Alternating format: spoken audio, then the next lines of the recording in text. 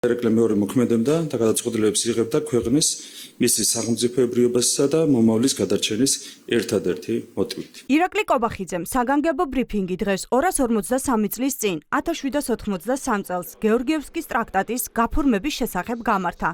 ქართული ოცნების ლიდერი როგორც გადაუდებელ აუცილებლობას ისე წარმოაჩენს მაშინ საქართველოსთვის რუსეთთან შეთანხმების გაფორმებას. ტრაქტატის დარღვევაც და ქართული ეკლესიისთვის ავტოკეფალიის წართმევაც კობახიძემ გამოტოვა და მხოლოდ იმაზე ილაპარაკა, რა სწორი იყო 253 წლის წინ ამ შეთანხმების დადება. ერეკლე მეორის მიერ გადადგმული ნაბიჯი არათუ გამართლებული, არამედ ერთადერთი სწორი უალტერნატივო გადაწყვეტილება აღმოჩნდა.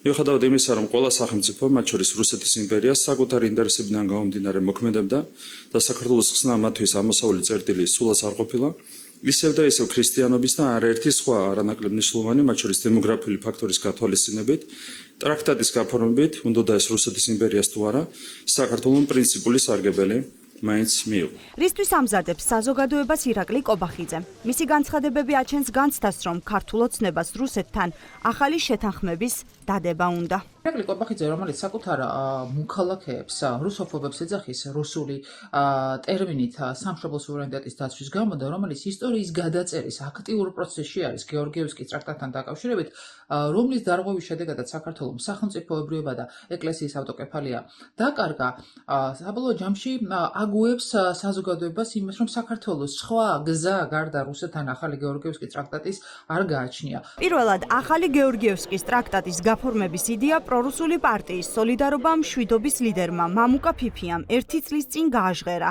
დღეს ფიფია ამბობს, რომ საქმე წინ წავიდა და ახალი შეთანხმების გაფორმების შესახებ მოსკოვიდან განცხადებას უახლოეს მომავალში უნდა დაველოდოთ. როგორც სოლიდარობა მშვიდობისთვის ლიდერი, მინდა ღიად განვაცხადო. ჩვენ მუშაობთ ამ მიმართულებით და ძალიან მალე მოსკოვიდან გაჟღერდება განცხადება გეორგიევსკთან დაკავშირებით. დღეს დადგა დრო ვიზრუნოთ ქვეყნის რეალურ გადარჩენაზე და ახალ გეორგიევსკი ორზე. ამჯერად თანასწორუფლებიან პირობებში.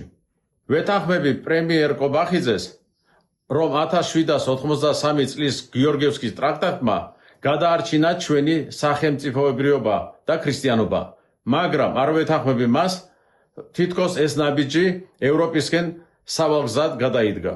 გეორგიევსკის ტრაქტატი და ერეკლე მეორე ქართულმა ოცნებამ 253 წლის შემდეგ პოლიტიკური დღის წესრიგის თემად აქცია.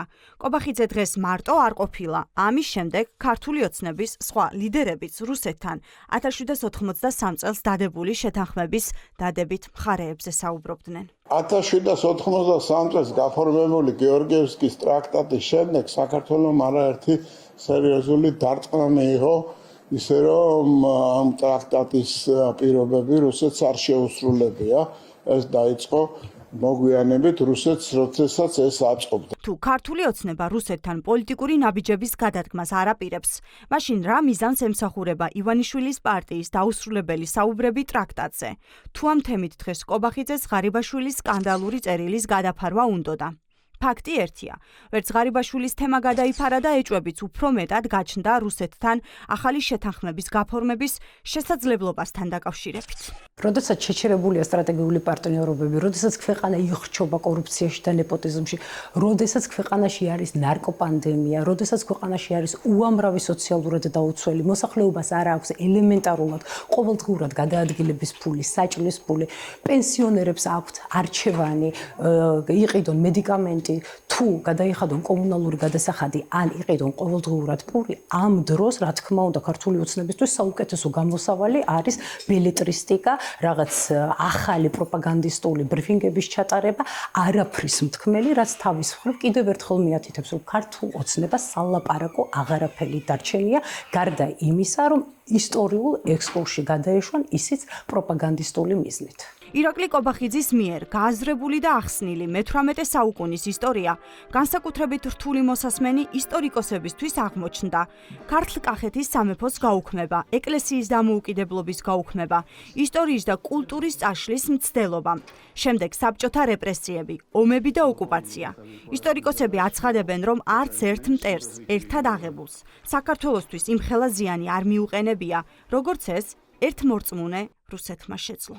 როდესაც საბჭოეთის აღდგენას და გაცოცხლებას ცდილობენ, ეს არის თავარი შეტყობინება საბჭოური რუსული პროპაგანდის, რომ ისტორიულად ჩვენ ვართ მართლები, ისტორიულად რუსეთმა თქვენ გადაგარჩინათ, თქვენ ხართ ვალში, თქვენ არაფერი არ შეგიძლიათ დამოუკიდებლად, გაქრებით უბრალოდ თუ არა რუსიის სალდათის ხიშტი და ჩექმა, ხო? ამიტომ იყავით ჩუმად, იცეკვეთ იმღერეთ, მოგვემსახურეთ და ამითი გადაიხადეთ ვალი. დღეს ირაკლი კობახიძეს რუსეთიდან მხოლოდ მამუკა ფიფიამ უპასუხა და დაანონსა, რომ კრემლის პასუხიც მალე იქნება.